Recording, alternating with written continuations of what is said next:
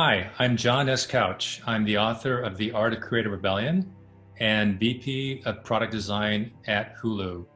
Today, we're going to be talking about the dangers of creativity and what it takes to be a powerful force for change within your company. Congratulations! You are tuned into Dov Baron's Leadership and Loyalty Show, the #1 podcast for Fortune 500 executives and those who are dedicated to creating a quantum leap in leadership.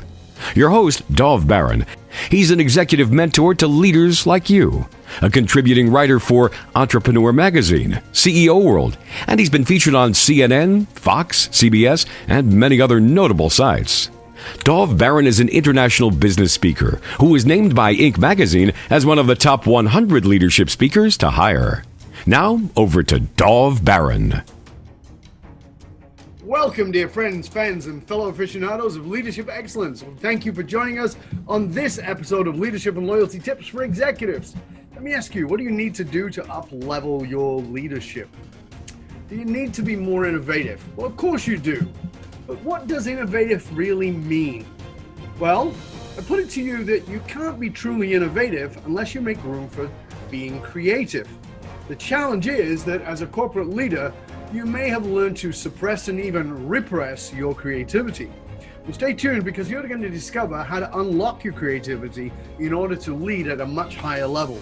I'm your host, Dov Baron, and I am the Dragonist. I'm here to assist you tapping into the one thing in your business that changes everything by transforming meaning into action. To find out more about me, you can simply go to dovbaron.com. That's DOVBARON.com.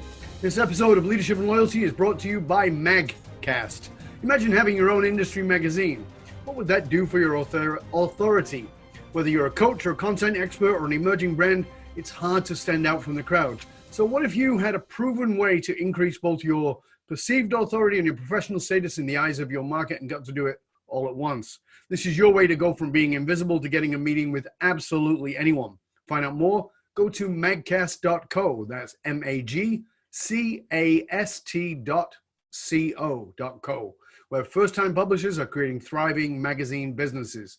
Remember that you can chat about this episode or any past episode inside of our Facebook and LinkedIn groups. Just go look for the Leadership and Loyalty podcast. If you're a new listener, new viewer, I want to thank you for joining us. Strap yourself in. We're about to go full Monty. And as always, you can find us on Apple Podcasts, Spotify, iHeartRadio, or wherever you tune into podcasts. And we're always grateful to that. Where if you're a regular listener, a big thank you for making us the #1 podcast globally for Fortune 500 listeners with a potential reach of 2.5 to 4 million listeners for every single show. We're honored and grateful to be cited by Inc.com as the #1 podcast to make you a better leader. Again, I want to thank you for sharing the show with everybody you know. All right, let's strip it down and dive right in. Innovation has become this platitude that is thrown around and oftentimes by leaders whose creativity has been hogtied in their climb up the corporate ladder. So how do we tap into our creativity in order to be more innovative? How can you keep your creative soul while working in and through an ever-expanding corporate machine? Well, stay tuned because that's exactly where we're going. You're going to discover from our guest, who is on this episode, is John Couch. He is the Vice President of Product Design for a company that brought you shows like The Handmaid's Tale, The Path, and now Rami. All great shows. And so many more. Hulu TV is the leading premier streaming service offering live and on-demand TV and movies. And our guest has led the successful 2017 redesign of the Hulu Experience. John Couch considers himself a battle-hardened creative executive who has learned how to keep his creative soul and humanity while working in the massive corporate machinery of modern capitalism.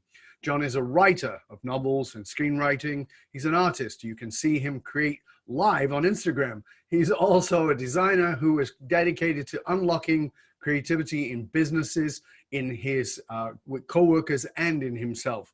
He is one of today's leading creative minds and the author of a new and rather radical book for the modern rebel about how to find success without losing your edge. It is called The Art of Creative Rebellion, and it is superb. And I just forgot to put it on my desk because I wanted to show it to you, but it is an amazing book.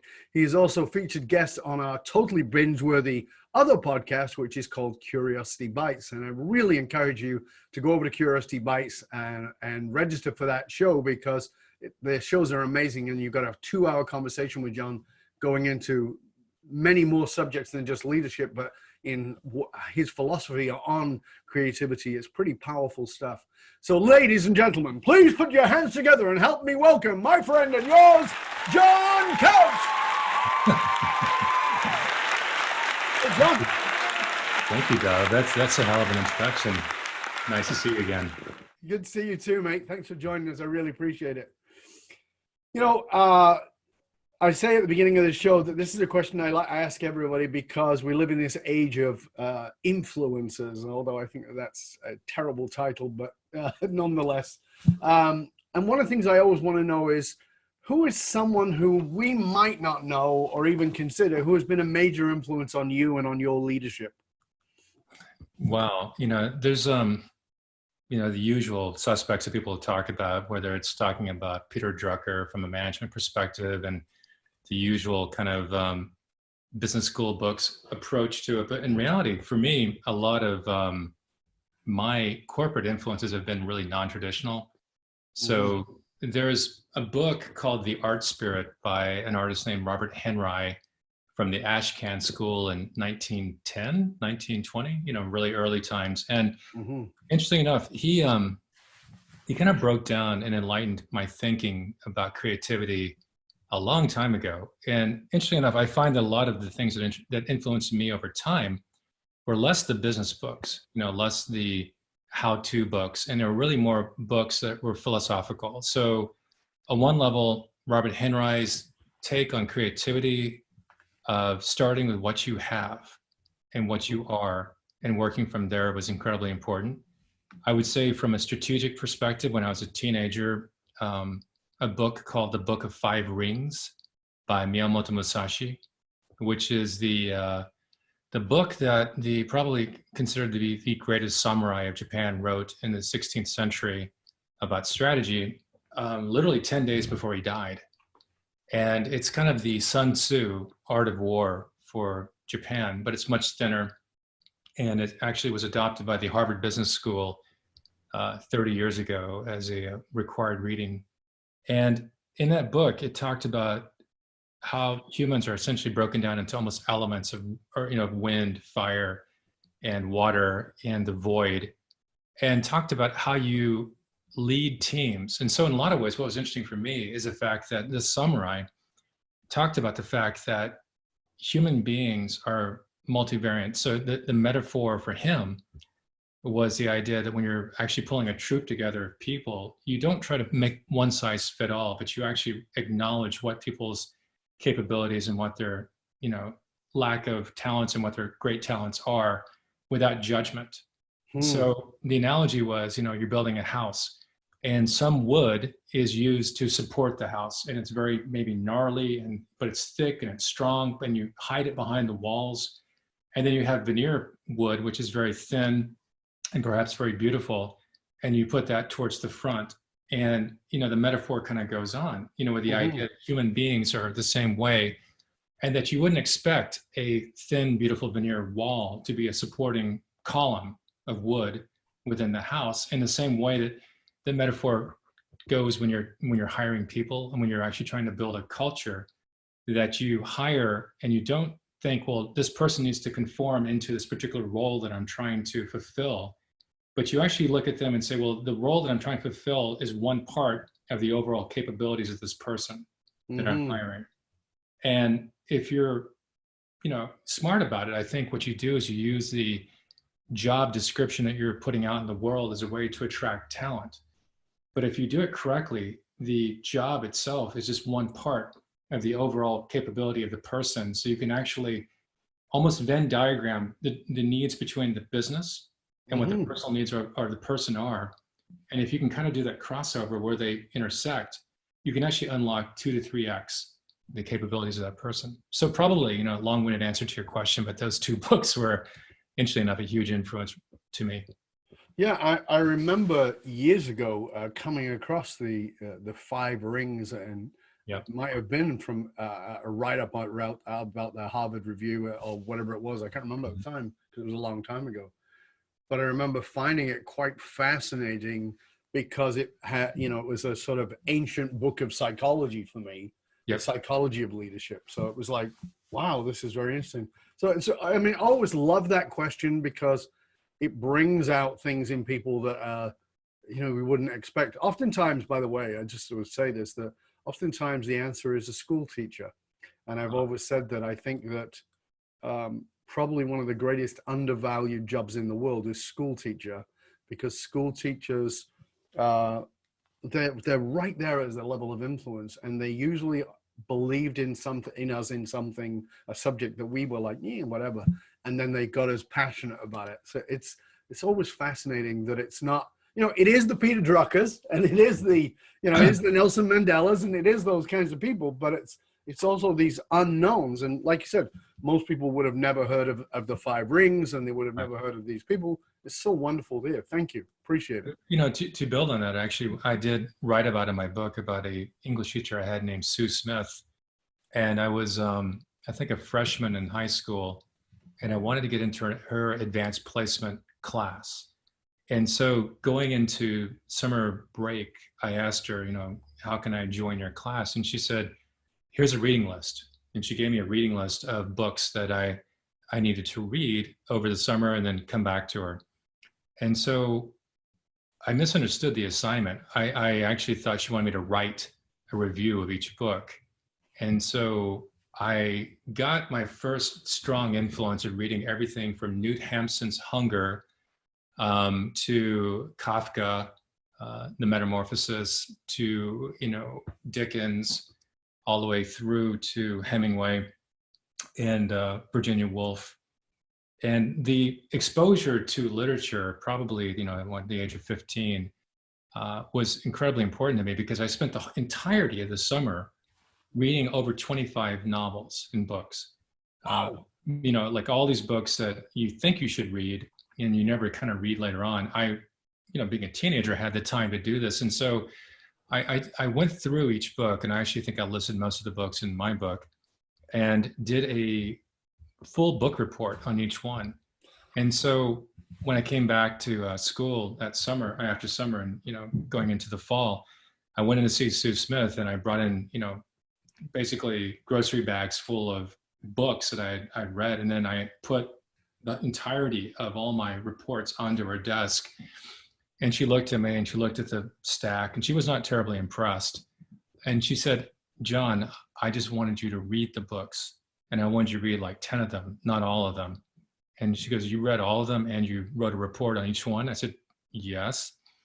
She goes, okay, come back tomorrow. You're in the class. She didn't even read the reports, but the point was, she saw that I had a passion for it. And so probably more than anybody, Sue Smith, helped me become exposed to all kinds of writing across the board, including Japanese writing like Yukio Mishima.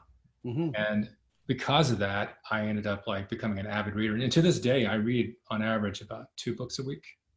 2, really? Wow. Not audiobooks, but actual, reading a book. Yeah. Yeah, it's fascinating. Like I said, I think that, again, teachers are so powerful because they influence leaders. As I said in the intro, you describe yourself as this battle-hardened creative executive who has learned how to keep his creative soul and humanity while working in this corporate machinery and modern capitalism. So let's talk a little bit about how you did it. What's your guidance to other creatives who are listening and who feel like they might be being crushed by the corporate machine? It's difficult because everybody who gets into a creative field does it because they enjoy the act of actually making something. Mm-hmm. And what you'll find, I think, whether you're talking about design or you're talking about I live in LA, so Hollywood, which is about writing for TV and film, mm-hmm. that there's a strange thing where the person who creates the thing is almost kind of treated like this mysterious kind of object in a way. Like like as a metaphor, for example, in Hollywood, in the film industry, the writer is kind of considered to be the lowest person on the totem pole. That weirdly enough, the person who actually comes up with the idea, writes the whole thing, puts blood, sweat, and tears into the script. Once it's actually sold to the the studio, they're kind of out of the picture.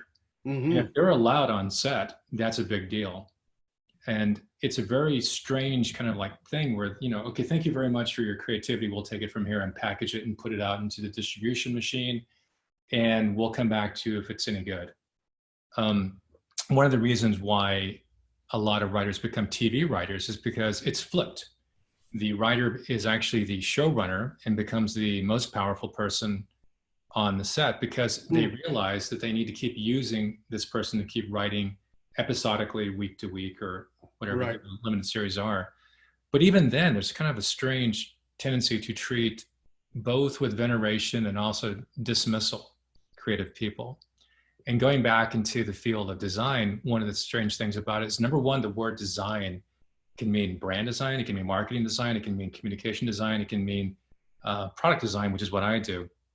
And so already there's an obscure kind of point of view on, is it art or is it decoration? Is it veneer? You have leaders, of course, the famously, Steve Jobs, who famously said that design is not veneer, and understood deeply the power of design and how it had to interact and intersect with product development. Right. But the problem is a lot of people still kind of think of design as this kind of strange, necessary, but a little bit obscure thing that they need to have. And I think that that's changed because traditionally what's happened is that you had companies, especially, let's just talk about like, from the internet age. Sure. It can actually go back, to manufacturing, where technology is king, right? So back in the 90s, the very fact that I could click on a button in a terrible UX, terrible interface, and order a book, from Amazon or eBay, and it showed up like, I don't know, 2 weeks later, was amazing, right? So you put up with anything, like, oh wow, I can do this. And so technology became the driving force in a company. And then that was followed by the era of product.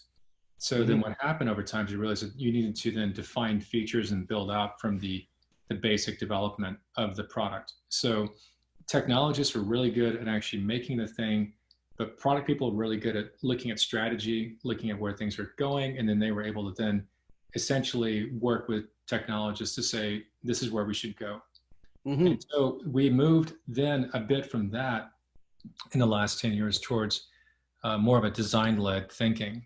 Now, companies that are relatively new, like an Airbnb, which is a decade old, came out of design thinking. So the there's three founders of the company. Two of them were designers. One of them is a developer. And the CEO of the company is famously Brian Chesky, who came from Rhode Island School of Design. So he came out of design thinking. And what that means from a perspective of systems is that you think about the customer journey from the moment they think about actually taking a trip all the way through, to when they actually open the door to the house that they're in. And the computer or the interface that you use on the phone is actually just one small slice of the overall journey. And I'm using it as an example because that's kind of more of a modern way of thinking about design, right? But then you had the older ways of thinking about design. And I'll use the example of eBay, where I worked at eBay about 6 years ago now. And eBay was one of those innovative companies that came out of the 90s where, again, you could click on something and something showed up, right? Huge, mind-changing, paradigm-shifting thinking. The company was founded on technology. And then it kind of moved into more of a product perspective. But at the time when I was working there, the CEO was John Donahoe. And John Donahoe is now the CEO of Nike. But at the time, he and Brian Chesky were actually friends. And so John became much more aware of the idea of design-centric, customer-centric thinking. And so at the time, he and I talked, John Donahoe and I talked, and he said, look, I talked about doing a design initiative at eBay to completely change the way eBay was and then really kind of modernize it in the same way Google modernized. Google actually went from being a very simple kind of experience to really expanding their design. Whereas companies like Yahoo did not. And you saw what happened to Yahoo. Yep. So John, this is like, I don't know, this is about, I guess about 2013 or something like that. So let's go ahead and do this and do an initiative, and then let's do an audit of all the designers within the company, and let's do this company-wide design initiative. And so we pulled, I don't know, out of 40,000 employees, we found about 300 plus designers all over the world, because they were eBay, like a lot of companies, had acquired smaller companies. And so you had like little micro systems of culture and innovation and design. And then we pulled them together through video conferencing and doing the one-on-ones. We built a kind of a group of experts who came in. So we brought John Maeda in, and John Maeda was then working both for eBay, but he was also working for a venture capital company called Kleiner Perkins. And we started really building a design culture within eBay. Now, the couple of problems are this, is that you can convince the top. The CEO had religion. Yes, design's important. The problem is that you had him at the top, and you had the grassroots group of people at the bottom who goes, yes, let's change things. Let's really modernize. But you have this layer in the middle, of executives who are VPs and directors who were like, yeah, we're not going to do that. And so if you don't have the entirety of the company, really doing this, it's really difficult to do. And it wasn't like, I don't think people were purposely saying like, I'm not going to do this because I don't believe in it. It's just more like, I can't turn the systems and the behavior of the company in that direction that easily. I can't do that because the machine is going in this direction so heavily. It's very difficult to then move the ship. So we were making some traction in it, but then in the midst of all this, there was this activist investor named Carl Icahn who came in and decided to break up the company. At which point the momentum for the design initiative kind of fell apart, because then you had eBay being split up between PayPal and eBay. And then the company that I was working with, Magento, was then spun off to private equity. It's now owned by Adobe. So the whole thing just kind of like, happens in business, basically broke apart. So the question is like, well, in the midst of all that, it was a little heartbreaking, because you thought, okay, we're going to be able to change this. But then you realize how difficult it is to be innovative in an older company. And eBay at this point is over 20 years old. So ironically, that's considered to be old. Yeah. And, to your larger Uber question is like, how do you maintain innovative thinking is the big problem, because it can be crushing if you keep trying to push things out into the world and they don't happen, and over and over and over. So one of the things I try to do with my design team is a couple of things that was important when I came to Hulu, was building culture. And culture within a design team has to be very flat, and has to have radical candor. And you have to have the ability to be non-hierarchical and passion-based versus fear-based. So at the very onset, we established that kind of dynamic. And in addition to that, look, it's difficult when you're in a company and you're running down, you have deliverables and you have this Jira backlog of things you got to get done. But on a personal level, what I try to influence my team to do is actually take time for themselves to do creative work that is not based on a computer necessarily. Right. So get up, get out, do ceramics, do some gardening, do whatever it requires, you require, because what it does is if you are stuck looking at the screen, innovation is very difficult to do, because you start to default to what you know how to use. So we use a software called Figma, and we use a software called Sketch. And you get to a point where you kind of like step and repeat. I know how to use this pattern library, and you just keep doing the same thing over and over. And what actually getting away from the screen does, and, I don't know, writing poetry or going out for a hike, it does is allows the mind to then separate from the neural pathways that it's used to going down over and over and over, or defaulting to, because you're under pressure, you're under time constraints. What do? You default to what you know. Yes. It allows you to kind of separate from that and then think more openly about stuff. And the second part of this, though, of course, from just the innovator's dilemma for any company, is that most companies are born out of an entrepreneurial spirit. Obviously, someone had a great idea. Yep. And then he or she births this idea, and it becomes this, completely shifting idea that just annihilates the competition, whether it's, an Uber or whether it's an eBay in its day or an Amazon. What happens next, though, is that you launch this thing, it disrupts. There's innovation mindset, there's startup mentality, there's entrepreneurial spirit behind it. But once it stabilizes, and now you have stakeholders, and now you have stockholders, perhaps. What happens is as you scale and you get bigger, you have more to lose. You have more at stake. Yes. So operational mentality immediately comes into place. Exactly. Let's not disrupt the thing. Let's optimize the thing. Let's start to put enormous numbers of KPIs against it so we can measure that. And that's all good, fine and good. So what you're doing is you've now stabilized the system. You're making sure that you're getting efficiencies out of the thing that you've made. But there's a reason why the people who often start the company are rarely there beyond a certain tenure, is that the very things that make them innovative are the things that are not good necessarily for the long-term stability of the company. So a lot of innovators end up either leaving and becoming serial entrepreneurs, or they settle into a position of innovating within the context of their company. Again, not to keep using Brian, but Brian Chesky or Steve Jobs, or even, I would say Jeff Bezos, that they actually start to make innovation part of the company as well.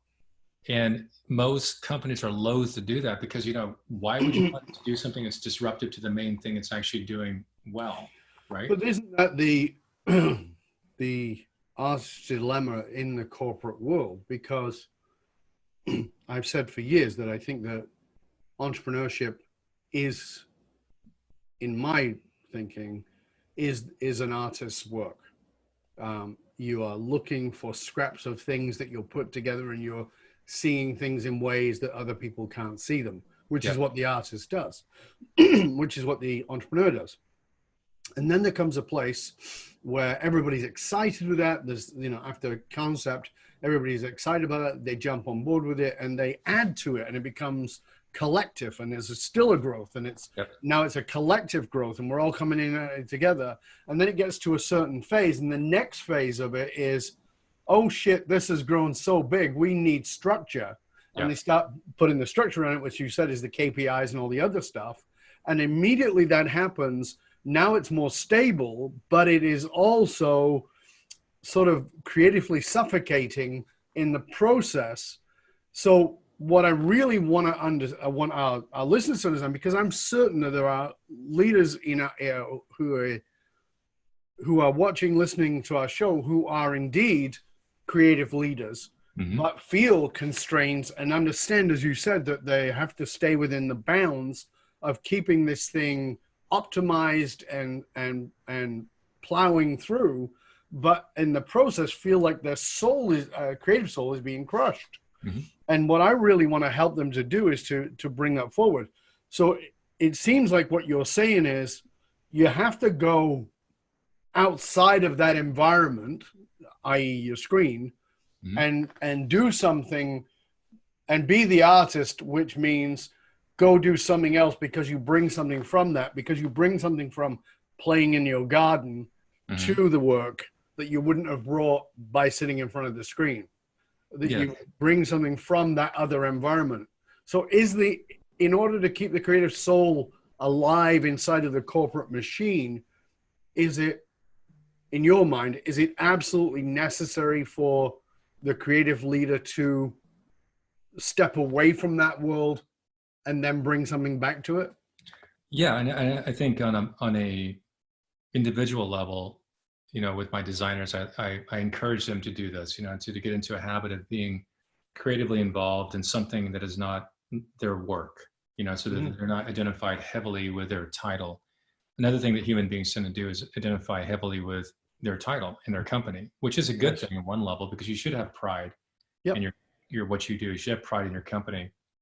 The thing that I would encourage CEOs or C-level executives listening to this podcast is to think about it in terms of, like, if you have creative people on your team that are innovative, the last thing you want to do is start to suppress that and say, look, we appreciate your big ideas, but your job is this. Go do that. Mm. Appreciate it. Great. You're part of a larger group. You're getting paid to do X, not X plus Y. But if you are enlightened as a leader, you will think, okay, this person's got some interesting ideas. What would it cost for me to spin up a project that this person owns, where this small team of people work on? It's like a skunk works. Yeah, skunk works in a way, but there's an interesting thing that if you do this properly, then you're able to do a smaller group project that could spin out into another company. Yes. And so you're building an entrepreneurial environment. Yeah, and I have a story that I heard, and it may be apocryphal, so excuse me if it's not entirely accurate, but I think that the underlying theme of it is still relevant. But evidently, at one point, Match.com was in a situation where they were, growing, but they wanted to innovate, and there was a group in their team who actually had another idea that would be useful, but it was very different than the core business. And so the head of the company basically said, and the caveat here is I'm super simplifying it, but essentially said, go take this idea, and then I'll give you X amount of money and go work on it and see what happens. And so this person did, and they went off and did this project, and it turned out to be called Tinder. And and it was very different than the core business. But ultimately what happened evidently over time is that business ended up saving the former business. Mm-hmm. So it literally grew and then rebought back, so to speak, in a strange, twist of events that way. So again, I may be having the actual accuracy of that story wrong, but the basic premise is that there was an executive who goes, okay, this is not going to be applicable to what we're doing right now, and we have to continue that machine. But look, you know what? Go try it. Here's X amount of financing and resources. Go try it out. And if you're an executive at a high level, how much is the upside compared to how much you're putting into it? I mean, the upside is probably exponential for a small amount of money. Yes. Given that, and if you do that, you'll have engaged employees. You'll have people who feel like they're not just going in and like clocking it in and hitting just putting their hours in, but they're actually driven by purpose, right? And they're driven by excitement, and that is what you want to get out of an innovative company, in general. So I want to come in a moment. I want to come to how the title came about, The Art of Creative Rebellion, and the application of that and some of the principles in it. We're about halfway through the show, so we're going to take a little break. And that break, I want you to, as you listen in and you tune into right now, I want you to realize that this episode of Leadership and Loyalty is brought to you in part by our other podcast, Curiosity Bites, which one of our episodes, or actually 4 of our episodes, features, I don't know, this guy called John something? Oh, Couch. Yeah, that's it. John Couch. Curiosity Bites is the answer to the question of how can we bring people together who completely disagree. This is exactly what your mind and soul have been craving. It's a chance to sit in on some real and often intense conversations with some of the world's most interesting people. That includes artists, astronauts, neuroscientists, philosophers, holy people, quantum physicists, skeptics, entrepreneurs, entertainers, and some folks you may even think of as being, well, you might completely disagree with them, and then you listen and you find them truly fascinating. Simply go to dovbaron.com, DOVBARON.com, to find out how you can sink your teeth into another episode of Curiosity Bites. So welcome back. I'm here with my guest, John Couch. He is the author of The Art of Creative Rebellion. So let's talk a little bit about that. How did that come about, and what are some of the principles behind it in the application towards leadership? Yeah, so The Art of Creative Rebellion came out of a presentation I gave at South by Southwest in Austin, Texas, I don't know, a couple of years ago, a few years ago. And after it certainly wasn't in 2020. No, it was not. And it was interesting because the underlying working title for the presentation was "I Hate Your Effing Design." Yes. Which came out of a post that I saw on Reddit, that happened after we launched. And what I realized is that's a common reaction to change. And So I had a panel discussion with the, head designer for Twitter, head designer for Instagram, and myself, and had a really good conversation. And afterwards, the audience questions came up, and people came to me and said, "Well, look, do you have any books you recommend to read?" Kind of the question you asked initially. Mm-hmm. And I said, in regards to design directly, not really. There's a lot of books that I think are useful, but Sure. in terms of books that I would say wholeheartedly, this will help you, not really. And then I was asked, well, do you have a book? And my wife turned to me and she said, maybe you should write that book. Mm-hmm. And I said, well, okay. And the original thinking behind the book was kind of like, Rilke's Letters to a Young Poet kind of approach. So you want to be a poet? This is what it requires. And that was based upon Maria Rainer Rilke's series of letters he did to a young poet, who was asking, like, how does one live as a poet? How does one actually do this? And Rilke basically gave the advice that, that Charles Bukowski gave later on, which is like, if you can do anything else but be a poet, you should probably do that. But if you can only do poetry, then this is how you do it. Right. And I decided that, well, like, that metaphor works for creative thinking. Mm-hmm. And, but as I was writing it, the first draft of it came out a little bit dry, because it was kind of like, oh, here's principles you should do. And then I realized, would I want to read this book? And I go, no. And so I started writing some metaphorical stuff, and I realized that the stories of humanity, of my own failure throughout time, was resonating more with my test readers. And what happened is that over time it became more of a Kitchen Confidential, Anthony Bourdain look at the design world. This is the reality of what you're going to go through, and there's no linear way of doing it. Any book that tells you follow these instructions and you'll become great, at design, is lying, because everybody's going to have their own path. But I wanted to put together, here are the things that I think that are useful. And from my perspective, I looked at it from like a gift. I'm going to gift this book to the world. I have no intention on making money from it. Mm-hmm. It's more of the idea that, there's pain in life, but suffering is optional. And if this book can actually help to alleviate some of the suffering that so many people go through, and when I say creative people, I mean all people are creative. The difference is this: I would posit that every single person listening on this call was born creative, and you had to be, because you had to learn. You were learning at an alarmingly fast rate. By the age of 4, you probably activated more of your brain than you do later on in life combined. But what happens is that the things that you loved and adored when you were 5, 6, 7 years old start to get systematically beaten out of you. And Sir Ken Robinson did an amazing TED talk years ago about the problem of the education system. Is that it's kind of based upon the Industrial Revolution of, like, sit in one chair, memorize stuff, and it prepares you for then sitting in one chair in a cubicle as an adult and memorizing stuff. And then absolutely.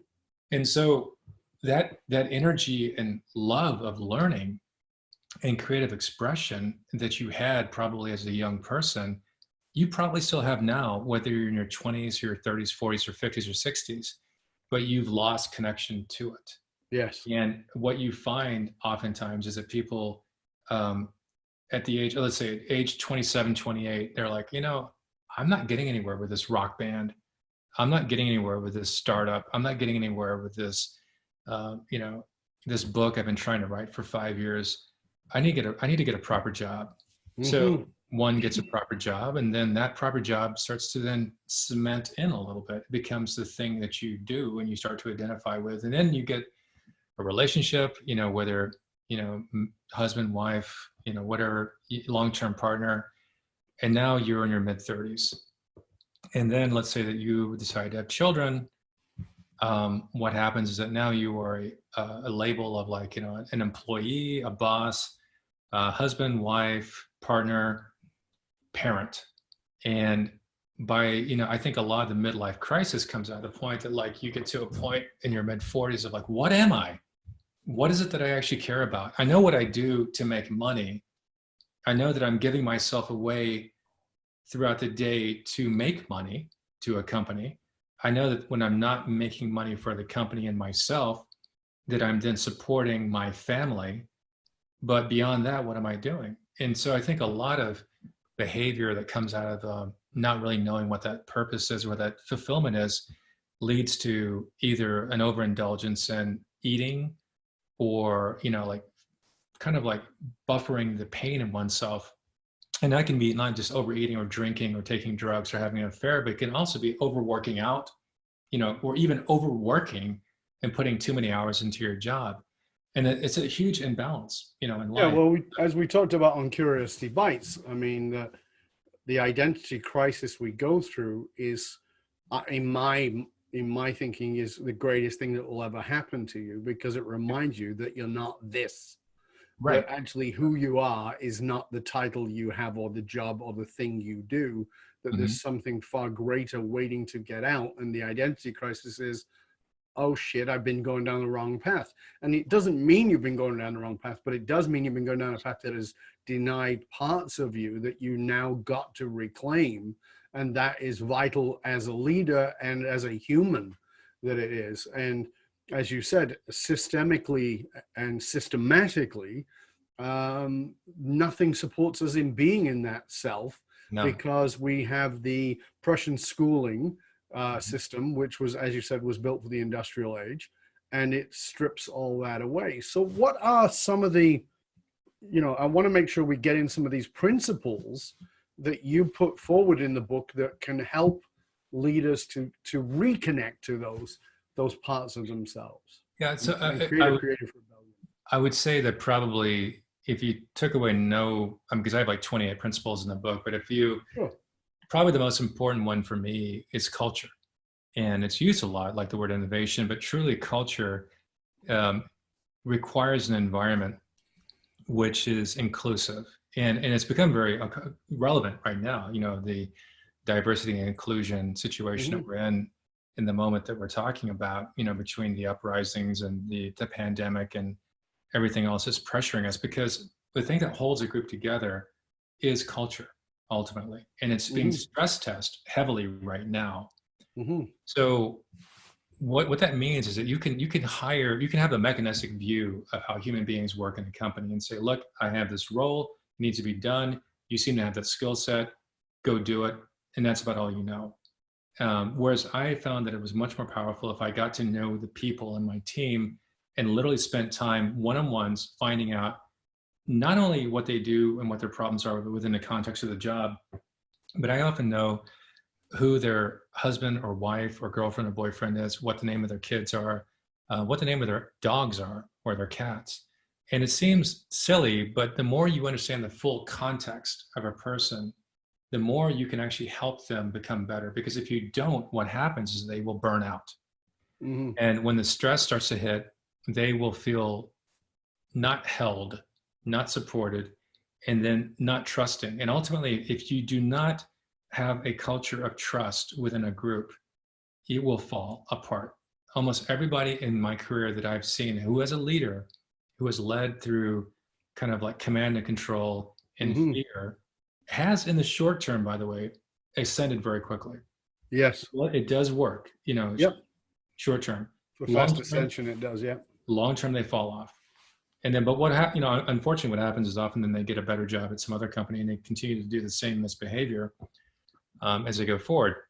But I found that the really great leaders, the ones who actually can maintain, a healthy, constructive, beneficial both to the company and to the team type of mindset, are those who are able to truly, and again, you hear this oftentimes, but be in service of the people that they're leading.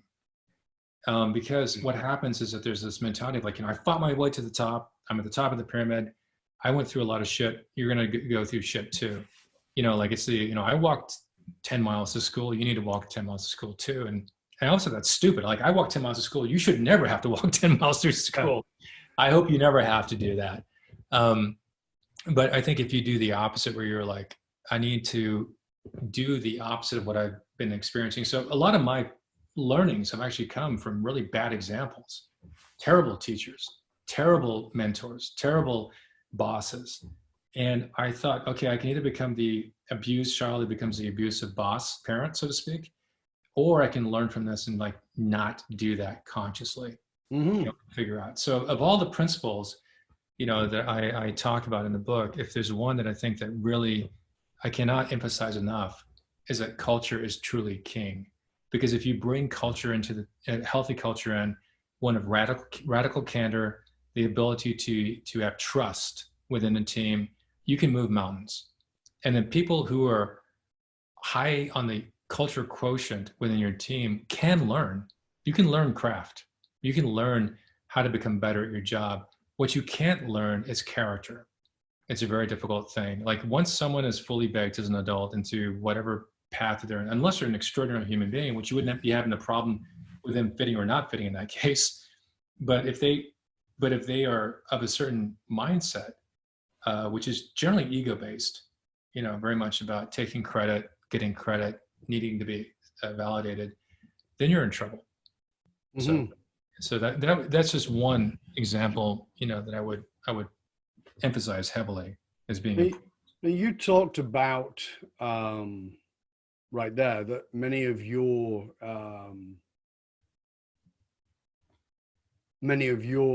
examples have been bad examples that you've learned from. Right. And I know that in many ways, artists and philosophers are those who actively transmute the raw clay of trauma into a deeply meaningful form. Right. And I know that you've gone through those things. You talked about those leaders. Mm-hmm. There's been trauma in your life, even as recently as 2012. If you would be willing to share with us a little bit of how that has impacted and transformed you as a leader Mm-hmm. and as a creative leader? Yeah, the trauma in 2012 was the loss of my stepson, my wife's son, who, I hate the nomenclature stepson because he was really my son. Yeah, of course. And we lost him at a young age, and he was an incredibly powerful creative spirit. Without hyperbolically saying it, he was actually a prodigy. He was playing, Chopin at 5. He was playing Rachmaninoff at 9. Then he switched over to jazz, and by the time he was 12 or 13, he got the new, Quincy Jones presented him with a New Jazz Talent Award. Wow. He played in Tokyo with 2 pianos on stage with Chick Corea. He played with Pat Metheny, and then he ended up at the end, he became best friends with a famous bassist named Thundercat. And they were best friends, and then he was playing on that circuit. And so the shock, of going through death, and we're all going to deal with death on some level. Generally speaking, there's a certain rhythm to it, and of course, it's really horrible when someone like your grandparent or a parent passes. But there's the understanding that there's life that has gone through the process, and what happened, which is everybody understands intellectually, but the transits of life became boom right there, very clear. Mm-hmm. That if you're lucky, you get to be old. But if you are in the moment, you realize at any moment, something just tragic can happen at any time. Yes. And so what it led me down a path at the time. I'd already been kind of studying Zen Buddhism for most of my life and practicing. But at the time I came across other philosophies, including Marcus Aurelius, which I had read Meditations when I was a young man. And then I realized that there was recently actually been a kind of a huge resurgence in interest in Stoicism. Mm-hmm. Everything from Ryan Holiday's books to Tim Ferriss, they've been talking about Stoicism. And I found that for me, a combination of both Zen and Stoicism worked really well. So Stoicism with the idea that there's a memento mori, that life is short, be here now. And to think about the worst case scenario, not from a sense of like existential, like, oh God, everything's going to fall apart, but like the worst case scenario is what can I live through that? And that helped me also in business. So from a business perspective, the worst case scenario for any human being in any job is what? Getting fired, leaving the job. And so if you can live with that and have, from a security perspective in your head, 2 months worth of salary that you feel like you have as a buffer, it alleviates that issue. But if you don't confront that concern, then it becomes a problem. And then secondly, the Zen part of it allowed me to learn how to actually be centered and to be in the moment more, and to let go of things that don't serve me anymore, and not to assume what people are thinking about in regards to their perception of me, but to deal with things in the moment as they happened. And so the interesting thing about trauma is that it's one of those things that if you either address it or it starts to manifest itself physically in your body. Yeah. There's a really great documentary that I saw the other day called Cracked Up, the story of Daryl Hammond, the comedian. And Daryl Hammond, is very famous on Saturday Night Live for his mimicry and imitations of famous leaders, like from Bill Clinton all the way through. And he had all these problems, and he thought he was diagnosed as being schizophrenic, bipolar, personality disorder, etc. And it turns out, and he was self-medicating through drinking too much, taking too many drugs. And sure. It turns out in this course of the story that what really was the problem was that trauma that was experienced as a child was not being acknowledged. He had repressed it horribly, that his mother had abused him. And the lack of dealing with that trauma, of looking at it directly, caused all kinds of problems in his life later on, which he now is much healthier because he's actually addressed the trauma. And I think in a lot of ways, we have micro traumas through our life. And obviously the loss of a child is a huge trauma, but we get micro traumas that happen throughout our lives, from our bad bosses or hostile work environments, or in the case of what's happening right now, the collective trauma of a whole race that's been abused for centuries, which is being expressed right now. Or with the Me Too movement, where women and how they've been traumatized, throughout history, or any people of color, or anybody who's LGBTQ has been traumatized on microaggressions throughout their whole existence. And if we can acknowledge that, a huge part of the healing process is actually allowing that trauma to be seen and acknowledged. And I think that what we oftentimes do in a company is we don't want to look at that. We don't want to, again, going back to culture, look at the totality of the human being and acknowledge that they were going through all kinds of stuff that we don't know what's going on. Now that became very much an important thing to acknowledge in the pandemic, working from home, because in my case, there's so many of my team who have 3 and 4-year-old children, and so they're balancing educating their children, keeping the kids engaged while both parents are working, while they're trying to handle the pandemic, while they're dealing with uncertainty, while there's civil unrest happening, all at the same time. And if you are not emotionally tuned into that, then you are going to get terrible results from a business perspective and from a cultural perspective from the team. Yeah, it's fascinating to me how little of people we as leaders are often willing to see, and how much we need to see so much more. One of my statements is that to look at everybody and see them all as, even with the big smiley face, that they all have an inner battle and you don't know what it is. And they may be managing it very well, and they may be repressing it, and you don't know that. And that's why it's so important to find out about the human being, because, as Werner Heisenberg said in his theories on quantum physics, when you observe something, the thing you observe is not only changed, but so are you. Yes. And that is the reason that therapy, in my mind, that's the reason therapy is important. Because when you observe it, it and you are changed. Yes. Right? And people will go, well, what good is it going to do to look back at that? Well, if you follow simple quantum physics as an example, by observing it, it and you are changed. Now, can you magnify it by looking at it? Yes. Some people really make a whole meal of that trauma and say, okay, well, now I'm fully identified because the therapist said I was sexually abused, and now that's my identification. No, that's not it. No more than you're a CEO. Those are labels and titles, but there's so much more to you. And in the expanse of you and I, in our conversation on Curiosity Bites, is what is an artist? Well, an artist is every bit of everything. we play in different worlds, and we bring the deliciousness of one part of our world into another, and we are the creative force of saying we're going to glue this with that, and everybody else thinks that doesn't match, and then when you do it, they go, wow, that's amazing.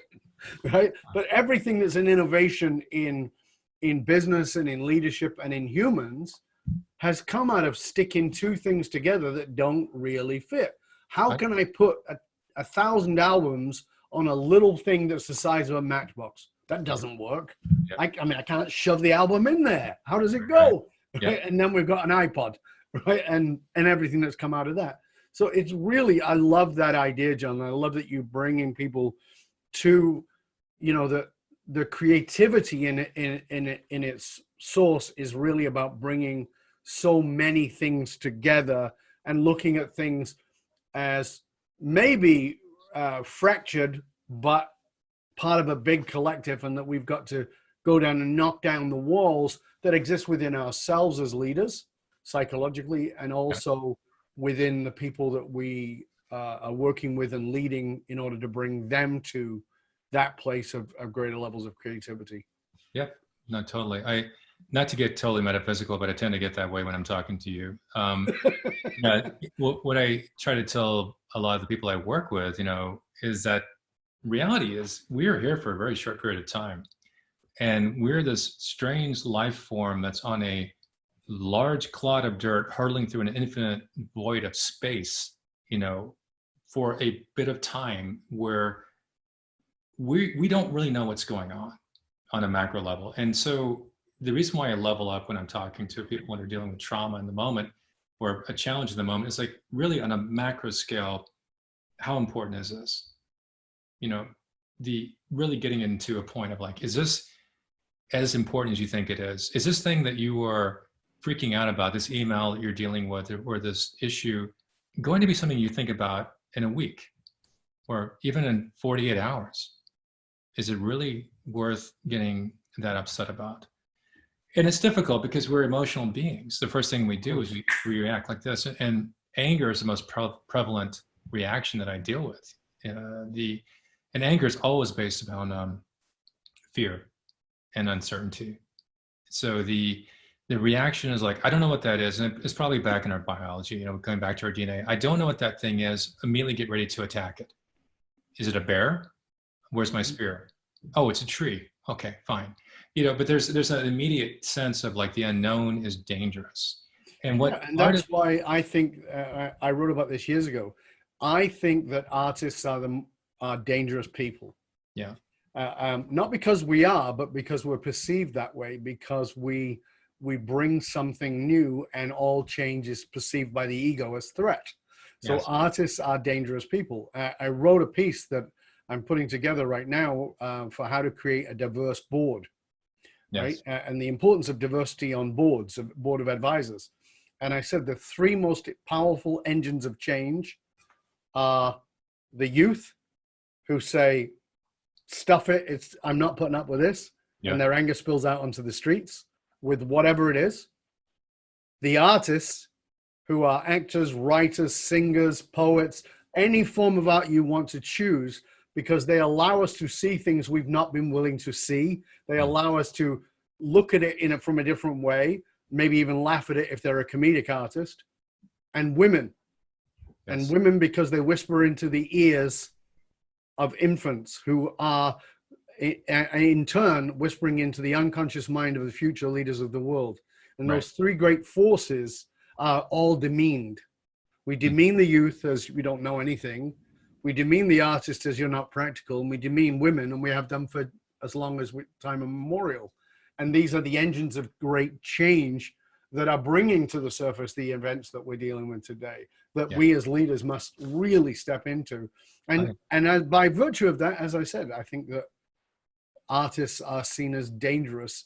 And that's why I loved the title of your book. John, we are coming to the very end of the show, and I want to make sure that we let people know where they can find out about you. Would you please tell our audience where they can find out more about you and all your wonderful resources, your book, and all the ways that they can reach out to you? I'll do a shameless hold up of the book. Please do. What it looks like. Yeah, it's a great book, by the way. I really encourage you to read And it. the Art of Creative Rebellion can be found on Amazon, or it can be found on Barnes and Noble. It can be found on pretty much every bookseller website. You can find me at my website, john-couch.com. It's John with a hyphen, couch.com. I go by John S. Couch because there's a famous John Couch who works at Apple, and I get oftentimes confused with him. You can find me on Twitter at titaniumsky. Well, actually not .com, at titaniumsky. That's TITANIUMSKY. And then you can find me on Instagram at The Art of Creative Rebellion. That's at The Art of Creative Rebellion, just one word. And those are probably the best ways to get a hold of me. Of course, LinkedIn, I'm there as well. And I write a weekly essay, which is published on LinkedIn as well as my website. Yeah. So I highly recommend the book. I recommend that you read John's stuff. And like I said, I go on Instagram, and I'm not on Instagram much, but when I go on Instagram, I always go on John's page and I look at, and there's always these wonderful pieces of art and sharing of philosophy, and it's really, you're one of the people I actually go on Instagram to see, John. Oh, thank you. I'm honored. It's true. I appreciate it. So thank you. And I hope you'll stay with us to the end. And for you, dear listener, remember that you can hang out with other conscious leaders and chat about this episode that you've been listening to, or any of our past episodes, by going to our Facebook and LinkedIn groups. Just look for the Leadership and Loyalty Podcast. It doesn't matter how successful you are if your employees or your customers don't understand what gives your company meaning. You're only working at a fraction of your true capability.